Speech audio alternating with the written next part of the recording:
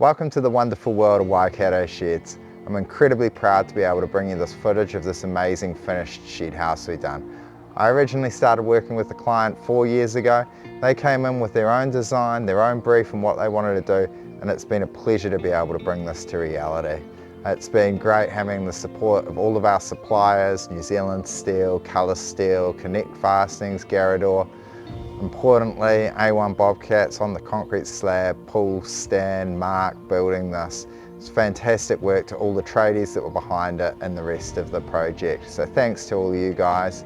Now I'd like to hand it over to the client. They can explain what they were looking to achieve and really how they made dreams become a reality with this awesome shed house. So enjoy.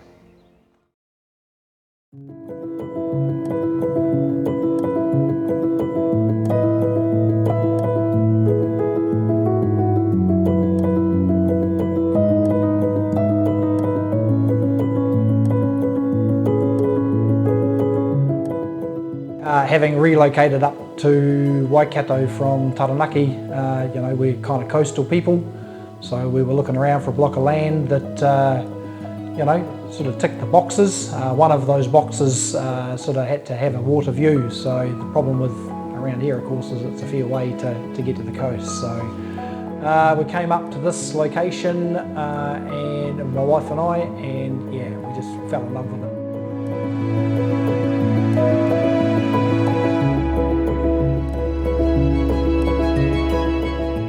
In terms of the placement of the shed on the property itself, a little bit sort of squeezed by a couple of things. Obviously, we've got quite a big hill in the background there, and actually at the front is a rather large easement that runs right through the front of the property for a gas line. So in terms of placement of the shed, we didn't really have that much option with where the shed was going to go, but when we saw the property and had the idea in our mind, we were pretty sure we were going to be able to make it fit somehow. So with a little bit of excavation back into the hillside, yeah, we've managed to make this, make it fit.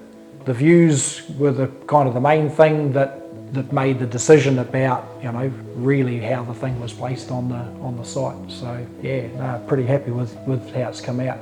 So yeah, in terms of design, look, we weren't out to try and win any awards for, great sort of design. It was really function over form for us. So we knew what we wanted to achieve in terms of what the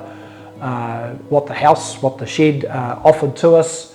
I actually did 90% of that on the back of a couple of pieces of refill paper. So because I had the idea in my head right from the get-go in terms of what this was going to look like.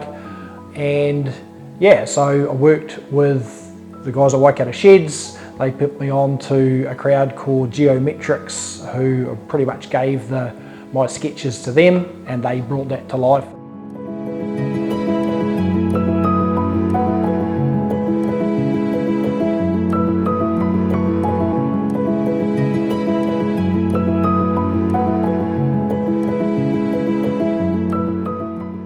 Yeah, a few things that we kind of wanted to put into the build. Again, yeah, these awesome double glazed joinery. It just makes the place nice and toasty. We've been in here through some fairly cold months just recently, and with the other big thing being the underfloor heating in the concrete pad, it's just toasty, man. You kind of think living in a shed is maybe not going to be an ideal experience. This is ideal. It's nice and toasty.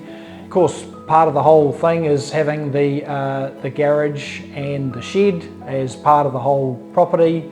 Yeah, look, I enjoy mucking around with a few toys, a few projects, and it was something that we wanted to be able to build all in one piece, so that we've got options later on, so that we can actually have another shed for another workshop. We've got the boats, jet skis, bikes, motorbikes, they just take up room. So a standard kind of house with a 6x6 garage just wasn't going to cut it. So, and given I want to have a bit of a workshop, that's the reason for the size of the shed, as part of the the entire structure. Yeah.